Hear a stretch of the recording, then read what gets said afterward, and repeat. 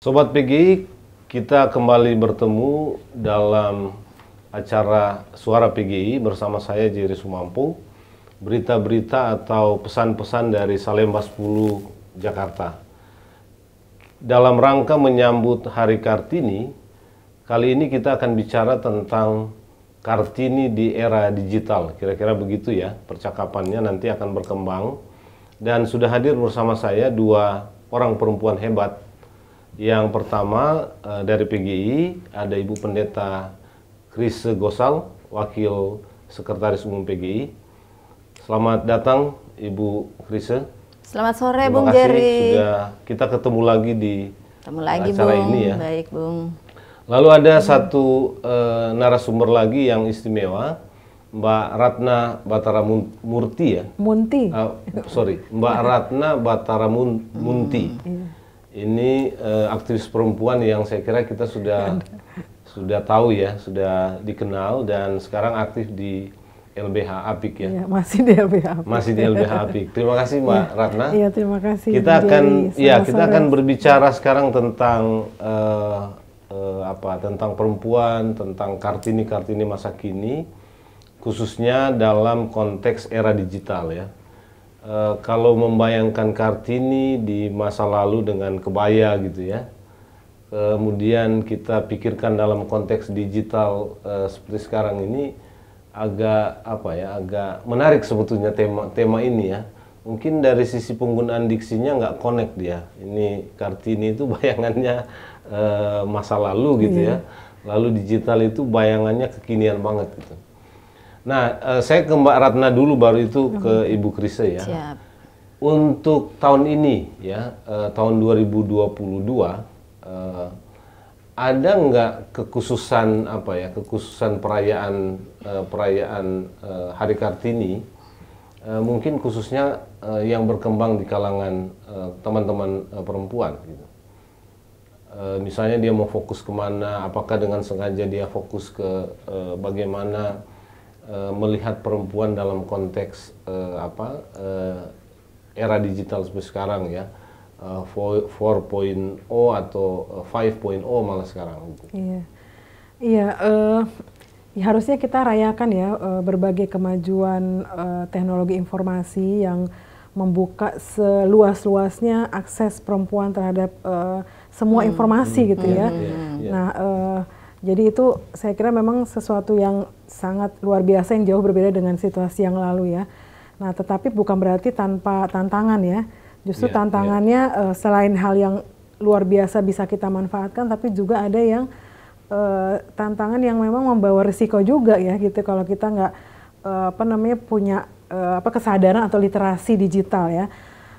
Kita lihat kalau dulu kebanyakan kebetulan karena saya bekerja di latar belakang bantuan hukum ya, terutama terkait kekerasan perempuan. Nah, banyak sekali kasus-kasus justru yang terjadinya di ranah dunia maya, ya. Dulu itu artinya kita dunia digital kan? itu ya, jadi luar biasa kayak kasus-kasus kekerasan seksual berbasis cyber itu peningkatannya luar biasa gitu. Jadi benar-benar harus literasi digital tuh benar-benar harus dikuasai ya. Bagaimana kita juga mesti waspada ya untuk memposting gitu ya.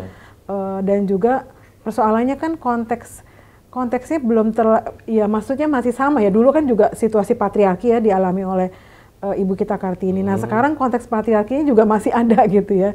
Jadi tetap ada ketimpangan gender, masih ada. Nah, itu dibawa dari ranah offline ke ranah online gitu ya. Nah, sehingga terjadi berbagai metode aja yang berbeda ya. Kalau dulu metodenya manual gitu. Iya. Dengan beragam ya. Kita ngelihat mulai ada kayak penguntitan secara online, mendistribusikan konten-konten yang juga yang melanggar privasi dan itu tentunya tanpa persetujuan ya dari korbannya, dari korban melibatkan ancaman kayak gitu. Biasanya juga dilakukan dalam misalnya relasi pacaran kayak gitu dan juga banyak anak-anak muda ya, remaja gitu ya yang menjadi korban gitu. Jadi kita juga dengan digital ini juga semakin mudah ya untuk kita mengekspresikan diri, memberikan apa sih konten-konten pribadi. Nah ini yang saya kira perlu ada semacam itu tadi ya, apa namanya tuh melek ya terhadap ya literasi terhadap digital ya. Ini gitu ya. Artinya ada hal-hal yang dulu menjadi konsumsi internal keluarga atau kelompok masyarakat yang lebih kecil ya. Sekarang jadi konsumsi publik gitu ya. Karena kayak Facebook itu kan dunia semua bisa mengetahui ya, jejak rekam jejak kita di digital kan bisa ditelusin. Nah ada aja yang memang mereka tuh memanfaatkan situasi itu ya. Dan itu di LBH Jakarta Catahu terakhirnya itu udah ratusan ya. Kemudian juga kasus kekerasan berbasis cyber ini ya. Nah lalu juga SafeNet ya, itu juga laporan kesehatan digitalnya tiap tahun selalu ada yang kekerasan seksualnya di situ ya. Nah alhamdulillah sih sudah dikenali ya ini bentuk-bentuk baru ini, dan kita perjuangkan di RUU TPKS yang kemarin tanggal 12 sudah disahkan di paripurna. Salah satu dari 9 bentuk kekerasan seksual itu adalah kekerasan seksual berbasis cyber. Jadi berbasis cyber itu kan artinya RUU ini undang-undangnya cukup responsif menjawab persoalan perempuan di era digital ya, dan kita sangat apresiasi di momen Kartini ini RUU itu TPKS yang sudah 2 periode DPR itu berhasil disahkan. Ya itu kan katanya di DPR waktu itu ya, kita lihat itu ini hadiah Kartini di Hari Kartini gitu ya, undang-undang TPKS ya. Tindak pidana kekerasan seksual. Ya sebagai undang-undang yang lahir di era digital, dia sudah mengakomodir kemungkinan kekerasan seksual yang terjadi di dunia digital ya, ada cyber ya. Memang ada banyak hal yang tadi saya kemukakan secara dulu dikonsumsi secara sendiri ya. Sekarang jadi beredar juga di media digital ya, khususnya yang terkait dengan perempuan ya. Misalnya, tapi ya ada juga ada banyak orang yang perempuan-perempuan yang masak hebat gitu ya. Dulu nggak ada orang tahu, sekarang dengan digital orang jadi tahu kan gitu, dan bisa sekalian jualan. Jadi ada peluang-peluang juga yang dimanfaatkan oleh positifnya luar biasa ya era ini ya. Membuat perempuan lebih mudah mengekspresikan juga ya kemampuannya gitu ya.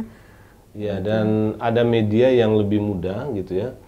Nanti kita akan bicara apakah baik atau tidak baik dampak dan akibatnya kepada perempuan ya, termasuk peluang-peluang dengan era digital mungkin di segmen berikutnya. Saya mau ke Ibu Krisa dulu soal bagaimana gereja-gereja kira-kira ya, kalau tema kita ini soal Kartini di era digital, gereja-gereja ini memaknai ya Hari Kartini ini dalam konteks era digital sekarang ini kira-kira seperti apa ini, Ibu Krisa? Ya, pertama saya melihatnya dari perjuangan dan semangat Kartini itu yang walaupun di era digital ini tetapi dia terbawa ya, maksudnya karena ada perjuangan-perjuangan di masa lalu ya. Sebagai contoh saja ya, dunia perjuangan atau semangat Kartini yang dalam soal pendidikan, Bung Jerry di tahun 1900-an bahkan sebelum 1900-an itu kan mengecap pendidikan itu. Kartini itu 1800-an ya? Bukan, ya sebelum tahun 1900 itu kan akses ke pendidikan itu jauh dari kehidupan perempuan. Ya. Nah, semangat seorang perempuan Kartini ini yang begitu penting memandang pendidikan yang harusnya diakses untuk semua, baik perempuan maupun laki-laki, ini sebenarnya tujuannya adalah yaitu pencerahan dan melalui pendidikan dianggap ya kebodohan keterbelakangan perempuan itu dapat ditanggulangin, dan dengan demikian maka mengangkat derajat, mengangkat harkat, dan dengan demikian pula akses pendidikan sejak itu pun menjadi menjadi sangat penting.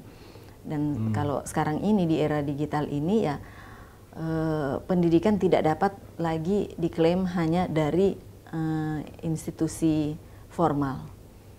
Tapi di era digital ini semua bisa mengakses dan semua bisa diakses. Memang di masa Kartini atau bahkan perempuan-perempuan hebat di masa itu ya, salah satu yang menjadi isu krusial mereka itu soal pendidikan ya.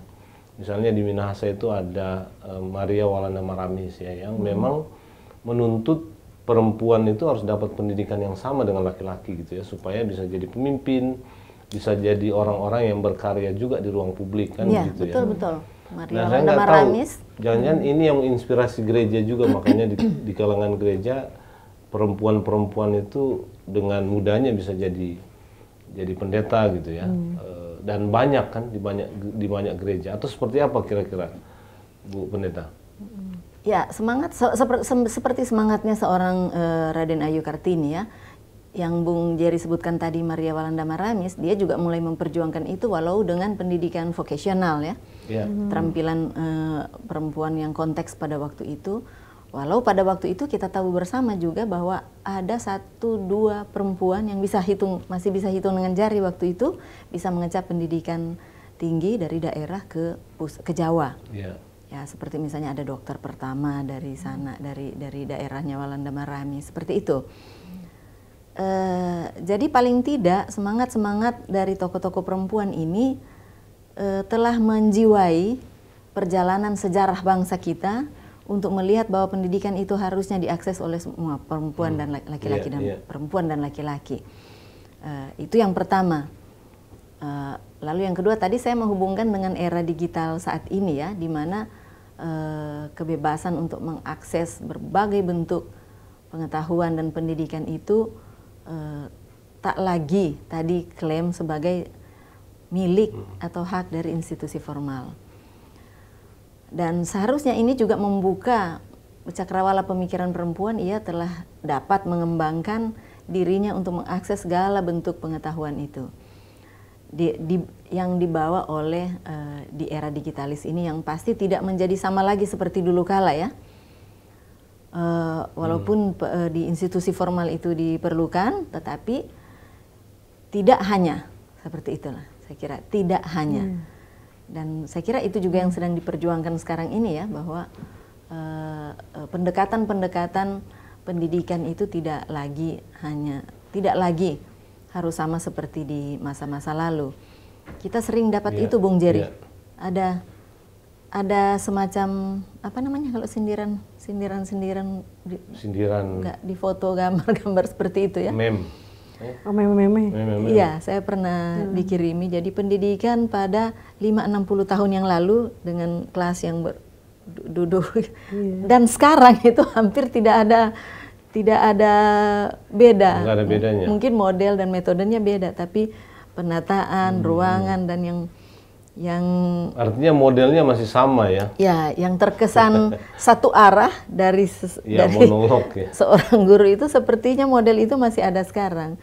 Jadi saya cukup bangga dan menghargai juga upaya-upaya inisiasi-inisiasi yang mengembangkan model-model pendidikan seperti itu. Yang pasti juga tentu membuka peluang bagi perempuan untuk sampai ke pendidikan yang paling tinggi, yang dulu harus diakui dulu semakin tinggi jenjang pendidikan semakin kurang peserta didik perempuan.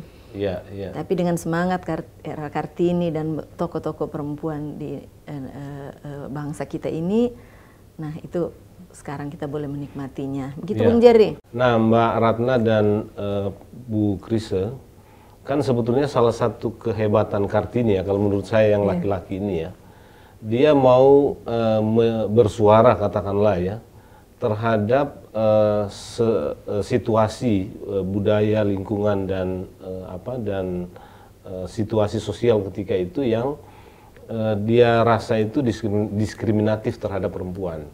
Karena perempuan tidak diberi akses pendidikan, perempuan tidak diberi akses terhadap hal-hal yang sifatnya publik gitu kan. Nah, kalau kita lihat dalam konteks sekarang, Kalau bicara keberanian, sebetulnya kan perempuan-perempuan sekarang di era digital itu jauh lebih berani mungkin ya. Artinya tingkat keberaniannya itu sudah sangat hebat ya. Tapi faktanya sekarang diskriminasi terhadap perempuan, katakanlah begitu, itu masih ada aja itu. Nah, kalau Mbak Ratna melihatnya seperti apa? Iya, saya melihatnya situasinya masih kayak apa sih, kayak ada kaca ya, kayak langit-langit kaca gitu. Maksudnya masih ada kebebasan yang benar-benar dirasakan oleh perempuan ya, masih ada gitu. Belenggu itu mungkin nggak kasat mata ya, nggak kayak dulu tuh, kayak memang kelihatan bener ya perempuan nggak bisa sekolah itu kan sangat nyata, maksud langsung gitu ya, terasa banget gitu ya. Lalu juga gini, kalau diidentifikasi problemnya di mana kira-kira? Iya, karena kan iklimnya sudah lebih bebas nih. Ya itu tadi, jadi budaya itu masih membatasi, misalnya kalau di dalam konteks perempuan dan politik aja. Iya. Kan kita belum benar-benar mencapai 30%. Bayangin 30% yang jadi cita-cita lebih kepada tindakan afirmasi kan belum benar-benar terjadi. Minimal ya. 30%. Iya. Minimal. Nah, dan juga politik itu masih sangat dirasakan dengan kultur yang maskulin ya. Iya. Cara-cara pengambilan keputusan dan itu masih dikuasai oleh laki-laki gitu ya. Misalnya perempuan juga ada ruang, itu juga nggak mudah ya. Ya biasanya karena dia darah biru gitu ya. Maksudnya ya nggak bisa dirasakan oleh semua perempuan gitu. Dan yang darah biru kan juga segelintir ya. Jadi ya itu tadi ya di dalam politik. Kemudian tadi kekerasan itu terjadi itu kan juga sebagai penghambat yang nyata ya bagi perempuan untuk misalnya dia harusnya bisa bebas dong mengakses kegiatan di malam hari. Nah, tapi kan dengan situasi kekerasan seksual itu kan juga membatasi ya aktivitas ataupun ekspresi kapanpun perempuan harusnya merdeka gitu ya ketika dia di ruang publik gitu. Nah, kemudian juga saya kira ancaman poligami yang menjadi cita-cita Kartini untuk diperjuangkan supaya tidak ada poligami karena itu bentuk yang paling diskriminatif. Apa bisa kita benar-benar bebas dari poligami? Kan enggak ya. Bahkan dilegitimasi oleh Undang-Undang Perkawinan, belum ada amandemen Undang-Undang Perkawinan soal poligami, masih dikasih peluang gitu. Padahal itu bentuk yang nyata sangat diskriminatif ya. Jadi ancaman, bayangin ya, kita itu Kartini kan berjuang untuk, tapi pada akhirnya kan memang sungguh berat ya. Dia terjebak juga, tapi kan gagasannya, cita-citanya kan tetap ya bahwa dia katakan bahwa poligami itu institusi penindasan utama bagi perempuan ya di keluarga kan. Bayangin perempuan itu kan udah jelas kekerasan psikis gitu ya, tapi itu ditolerir gitu. Nah, oleh alasan-alasan yang sebenarnya juga tidak fair gitu ya buat perempuan.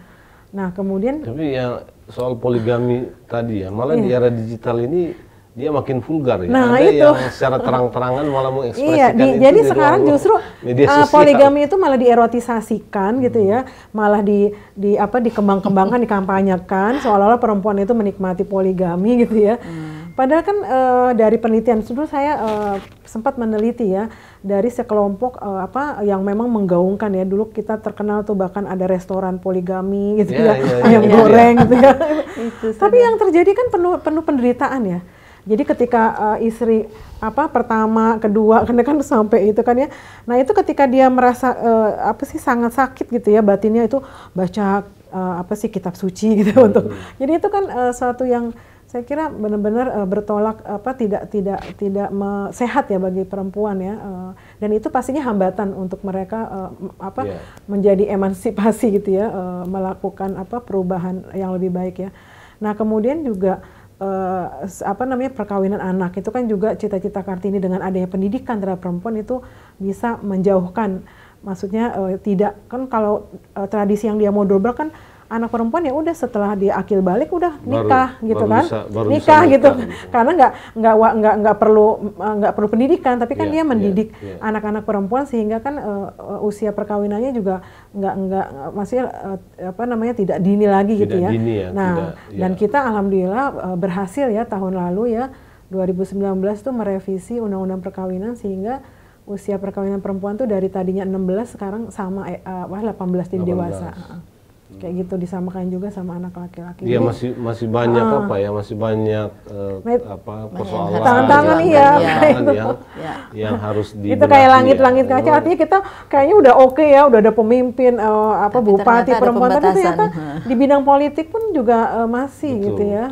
Jadi kelihatannya memang agak bebas gitu ya. Kita perempuan-perempuan pun lebih bebas mengemukakan apa saja gitu ya. Karena sudah mulai ada ruang-ruang. Ya, ruang itu juga makin banyak dibuka, tapi ada suasana budaya yang masih perlahan-lahan harus dibenahi lah katakanlah. Coba kita lihat indikator untuk perbincangan soal politik. Mana sih juru bicara ya politisi perempuan yang tampil?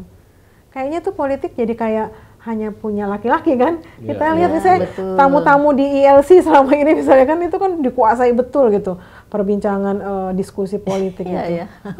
Politisi yang hebat-hebat itu kan nggak ditampilkan, hanya sekali-sekali gitu ya.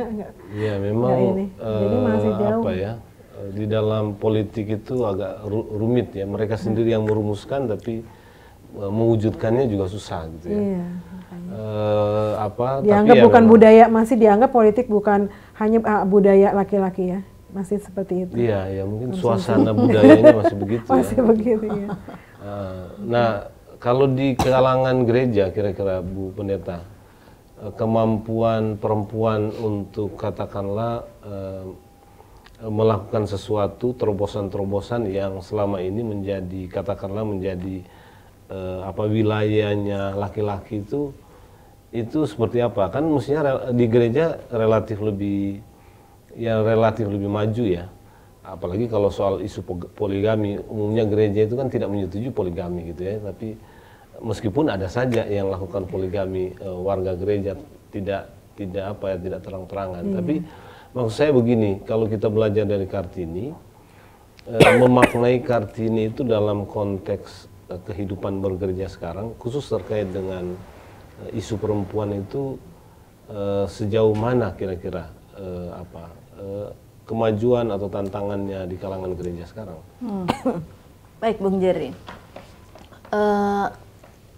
Banyak pendeta perempuan, gitu, tapi kita masih di banyak gereja masih bersoal ketua sinode, katakanlah begitu, ketua sinode perempuan itu masih terbatas. Meskipun sejak dulu sudah banyak, sudah ada ya, sejak dulu sudah ada. Ya, menarik sekali pertanyaan Bung Jerry ini ya. Jadi seolah-olah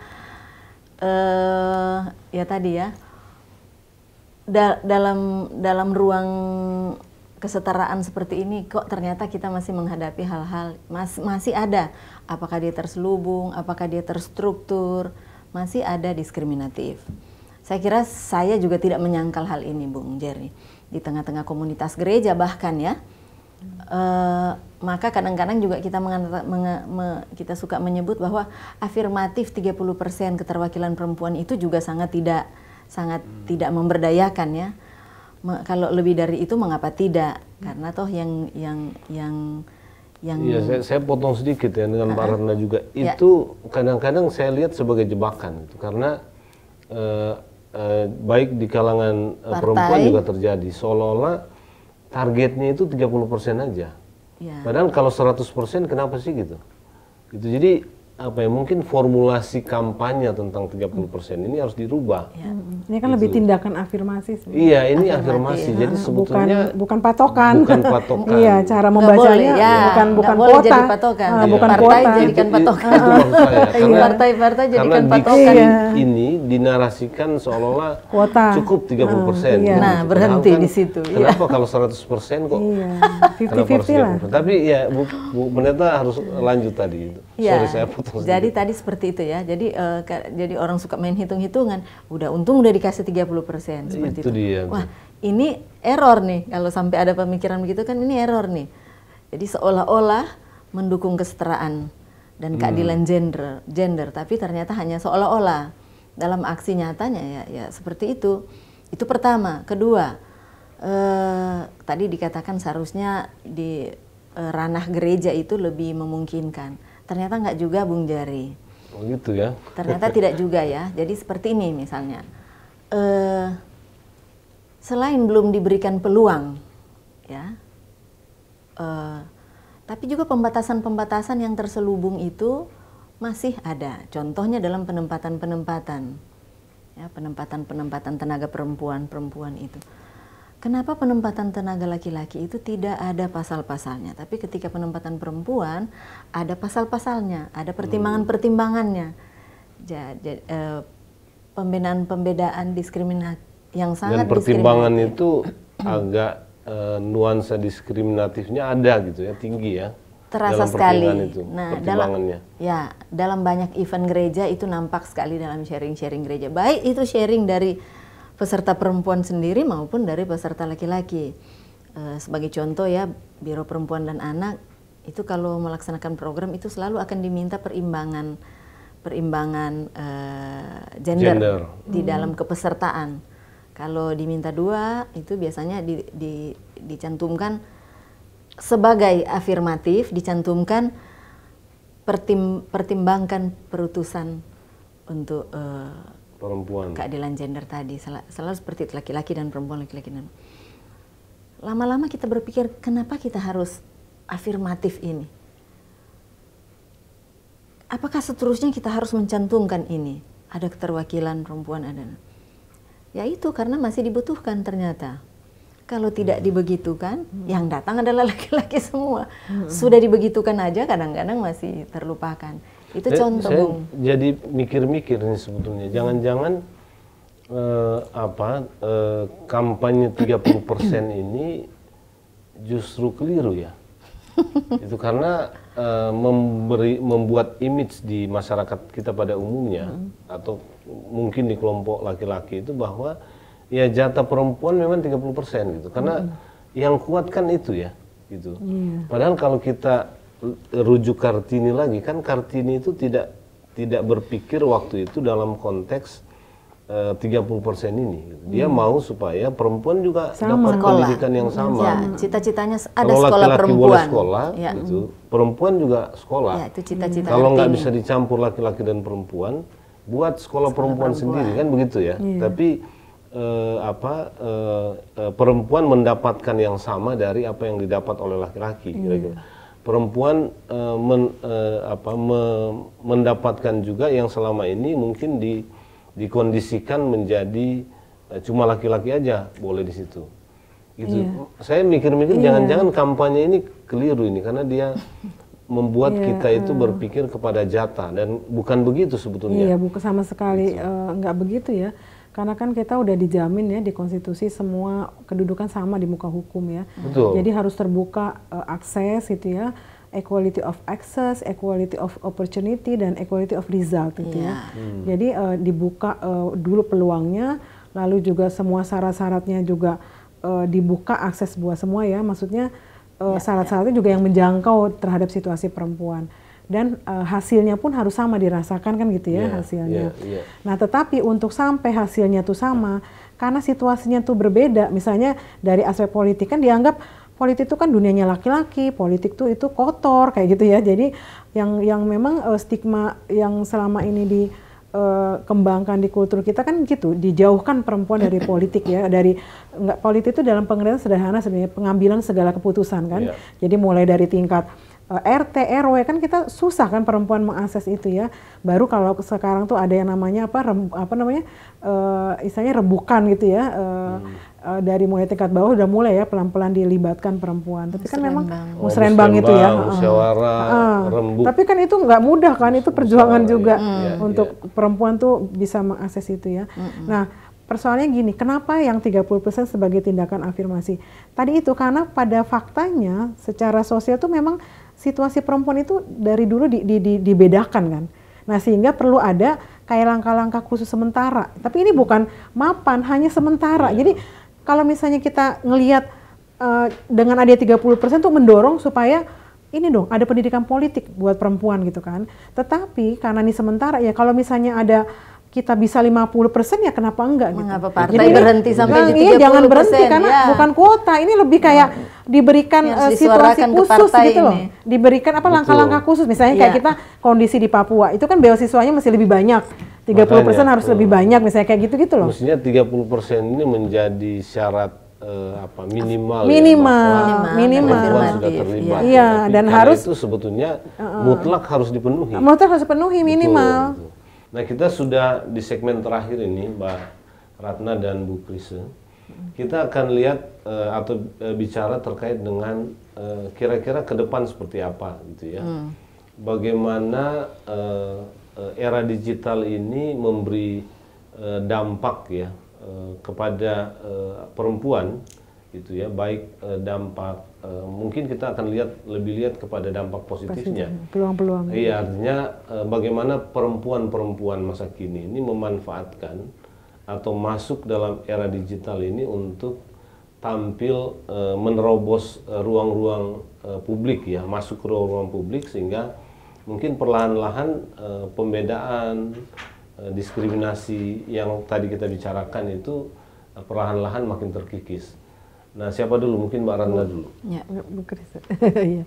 Jadi di era sekarang ini memang semua informasi ya kita bisa cari ya, bisa kita dapatkan, termasuk ketika misalnya perempuan mengalami situasi yang tidak menyenangkan ya, katakanlah mungkin KDRT atau situasi-situasi yang itu bisa juga melanggar. Nah, ini mencari informasi bisa ada. Dan bisa langsung dilaporkan juga di media sosial. Iya, kan banyak kasus kita temukan di situ ya, iya. kekerasan terhadap ketika ada hambatan itu bisa. Betul. Kalau dulu mungkin enggak kan, karena harus datang lagi, kalau sekarang orang yang lihat aja bisa langsung dia foto, dia upload bahwa ada terjadi. Dan juga info mengenai bantuan gitu ya. Betul. Bisa. Dan apa yang misalnya tips-tips apa yang kita lakukan, misalnya apa yang bisa kita lakukan itu juga kan ada di biasanya kita juga menginformasikan ya untuk hak-hak perempuan seperti itu.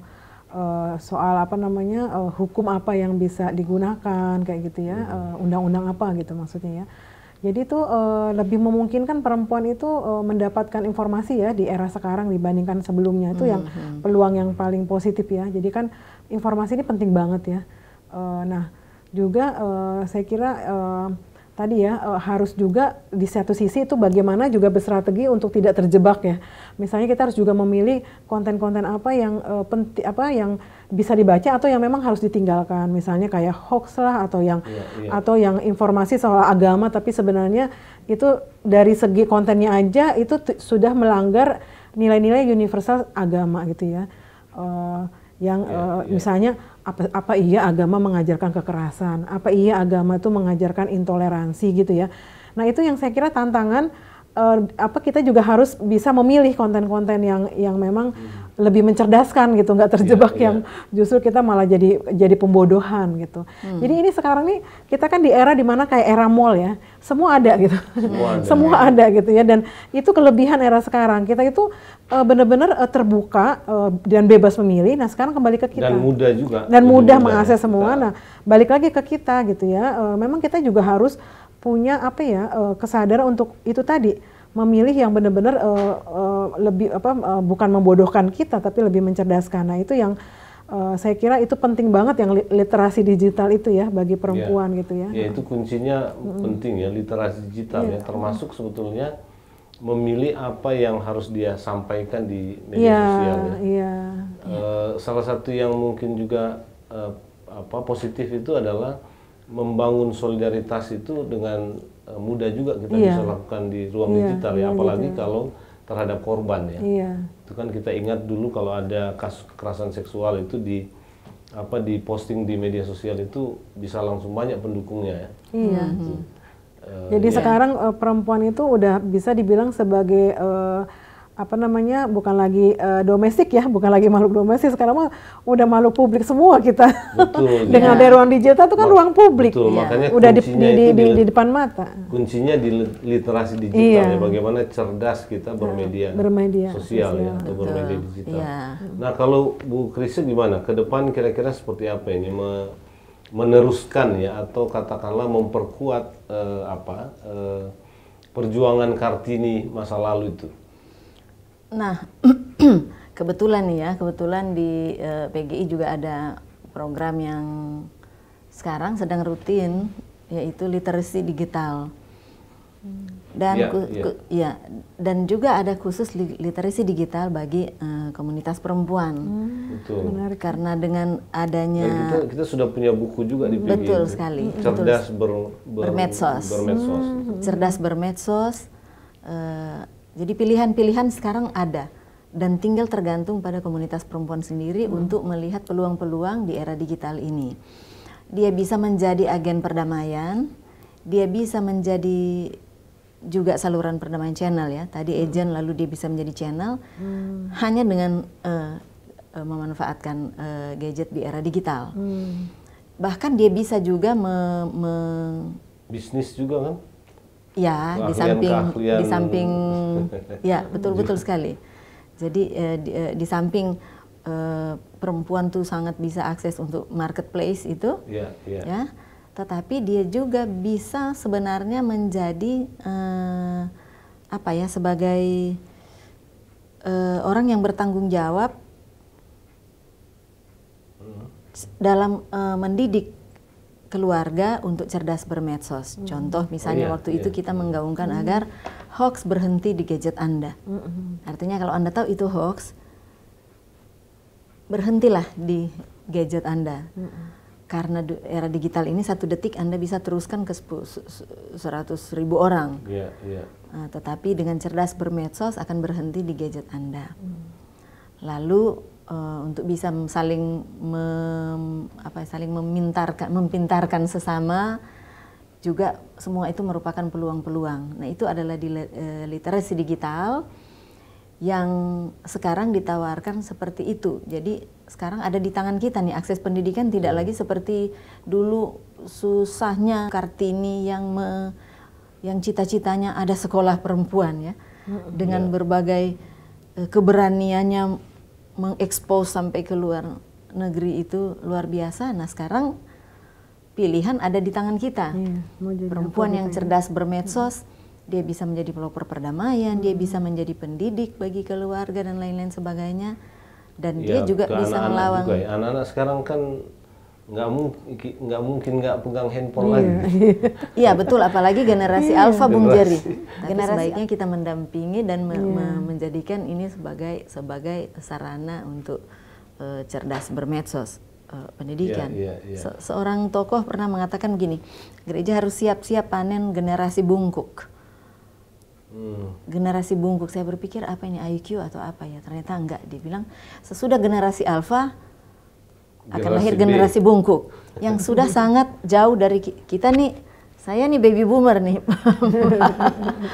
Saya baby boomer, tapi generasi alfa 10 tahun yang hidup 10 tahun terakhir ini, dan katanya sudah ini ada generasi bungkuk. Ternyata yang dimaksudkannya adalah karena semuanya membungkuk ya.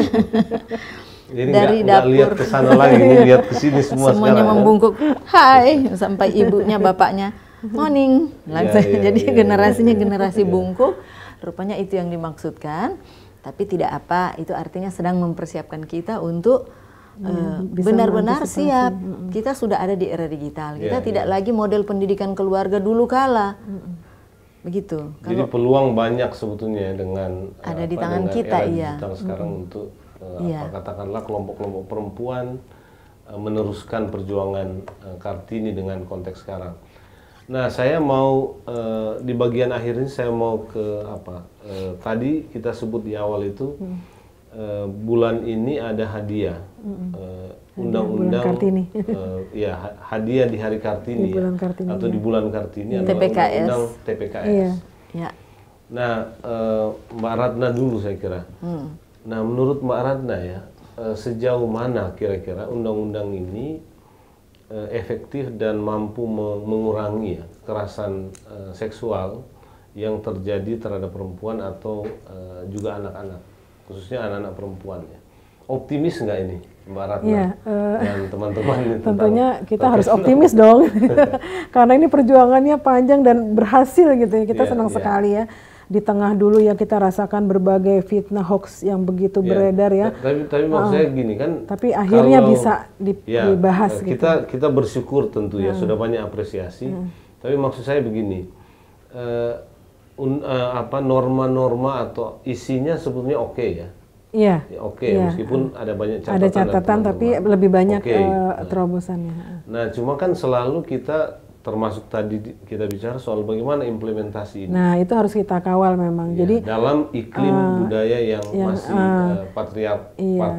Jadi setelah diketok palu itu kan perjuangan belum berhenti dong. Betul. Yang paling penting kan bagaimana bisa implementasi ya, jangan hanya macan di atas kertas gitu ya. Tapi benar-benar kita perjuangkan di implementasinya. Nah, di undang-undang ini kan memandatkan ada 6 PP dan 4 Perpres ya. Banyak terobosan baru, misalnya memberikan tempat bagi penyedia layanan berbasis masyarakat untuk benar-benar itu diakui dan terlibat, dan tentunya kita berharap juga nanti harus disediakan anggarannya ya supaya benar-benar jalan. Dan juga layanan terpadunya juga lebih terintegrasi dibanding sebelumnya ya. Jadi kita berharap tuh korban jadi korban tuh nggak lagi dirujuk-rujuk. Jadi bagaimana bisa terintegrasi. Kita berharap itu di satu tempat ya, atau mekanismenya pokoknya jangan berulang gitu ya, dengan pertanyaan yang sama gitu. Jadi bahkan yang kita kawal betul tuh ada pasal yang sebenarnya tidak ada di DIM pemerintah dan juga tidak ada di DIM DPR. Nah, kita perjuangkan kenapa? Supaya maksimal betul integrasinya. Jadi ketika korban itu dia itu trauma berat, itu kan nggak mungkin dia lapor polisi gitu ya, nggak mungkin polisi yang memeriksa. Betul. Nah, itu harus pendamping gitu. Pendamping bisa membantu untuk itu menarik, itu satu yang baru. Jadi kita bisa lihat ya dulu kayak misalnya langsung korbannya. Dulu tuh kan kita misalnya banyak ya kasus-kasus perkosaan, misalnya Mei ya, yang sangat traumatik. Kan dianggap mana nih kasusnya, nggak ada kok yang melapor. Bisa diungkit karena orangnya jadi antara kepentingan kepentingan penegakan hukum yang harus cepat mengamankan alat bukti, cepat lapor, dengan kepentingan pemulihan yang harus memulihkan trauma, itu kan berjalannya sendiri-sendiri. Nah, sekarang harus diintegrasikan gitu ya.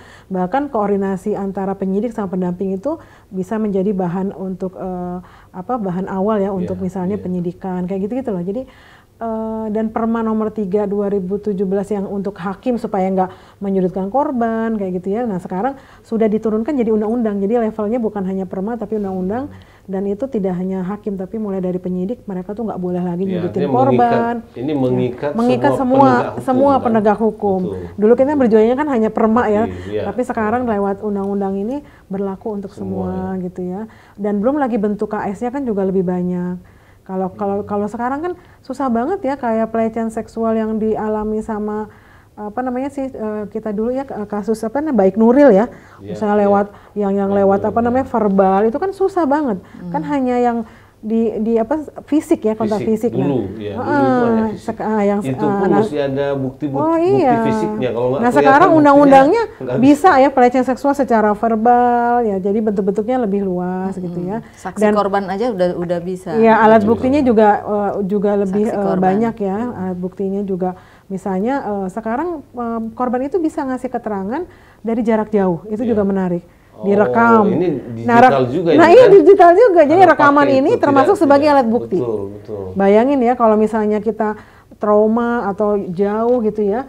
Nah, itu kan selama ini kan di undang-undang yang ada tuh hanya di persidangan. Nah, sekarang diturunkan dari persidangan, mulai dari penyidikan bisa. Betul. Jadi bisa di ruang-ruang tertutup. Ruang-ruang tertutup.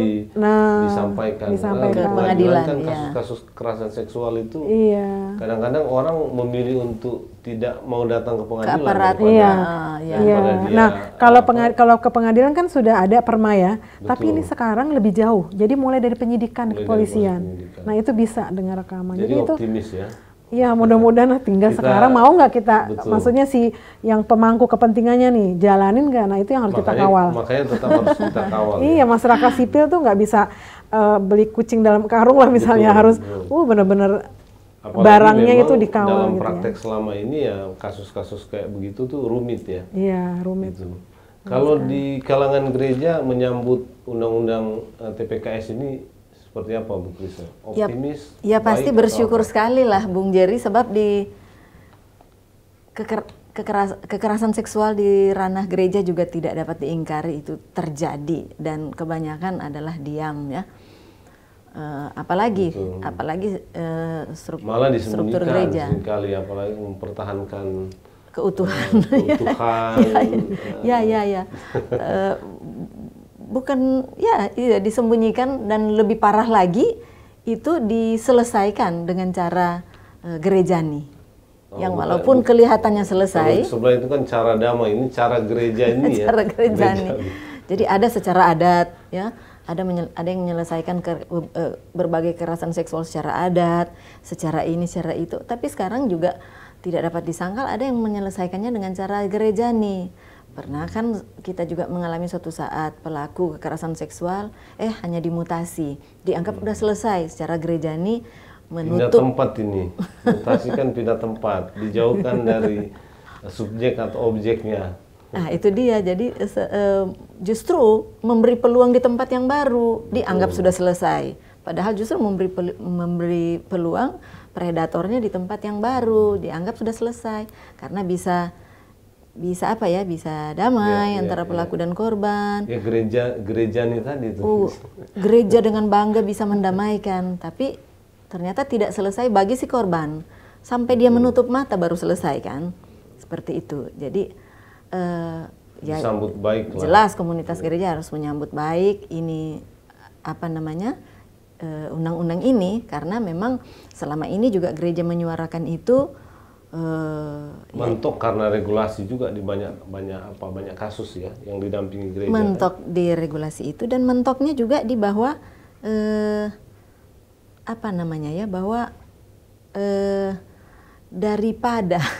daripada keluarga bubar, orang tua terhadap anak bla bla bla bla bla, ya didoakan, didamaikan, dimaafkan, dilupakan dan lain sebagainya itu dianggap kelar sudah. Nah itu satu tindakan gereja yang tidak berkeadilan kepada kelompok perempuan dan anak yang selalu menjadi korban terakhir, Bung. Ya. Itu adalah pelanggaran atau pengkhianatan terhadap manusia sebagai imago Dei, sebagai segambar dan serupa dengan Allah. Nah, ini tutupnya asik ini kan, manusia pelanggaran terhadap manusia sebagai gambar Allah.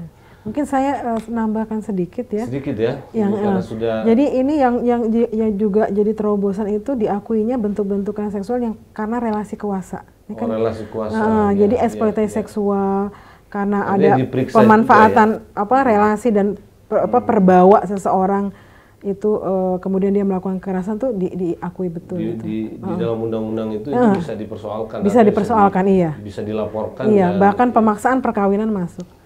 Itu juga. Iya. Itu juga menarik. Oke, menarik. Ini mungkin harus ada ini sendiri ya, perbincangan sendiri mengenai sosialisasi undang-undang baru ini. Tema yang lebih spesifik terkait dengan undang-undang PPKS itu. Kan masih panjang nanti mungkin. Nah kita usul ke Suara PGI ini, ada serial satu bentuk KS kita bisa. Nanti dipikirkan PGI kita bisa kupas. Serial TPKS terkait dengan undang mengawal TPKS. Kalau ini kan lebih momentum kita hadiah bulan Kartini. Ini kita mensyukuri hadiah di bulan Kartini. Ya, setuju. Selamat kita usul ke Suara PGI untuk Mbak Ratna dan Ibu Pendeta Krisa. Untuk bangsa ini. Sobat PGI, kita sudah harus menyelesaikan percakapan kita. Tentu masih banyak PR ya, masih banyak hal-hal yang harus kita bicarakan dan harus kita lakukan, khusus terkait dengan perjuangan kesetaraan gender, perjuangan kesetaraan perempuan dan laki-laki dalam konteks kehidupan sehari-hari. Kita akan bicarakan itu dalam waktu-waktu ke depan di forum ini atau di forum-forum yang lain. Kita ketemu lagi dalam Suara PGI berikutnya. Terima kasih. Terima kasih.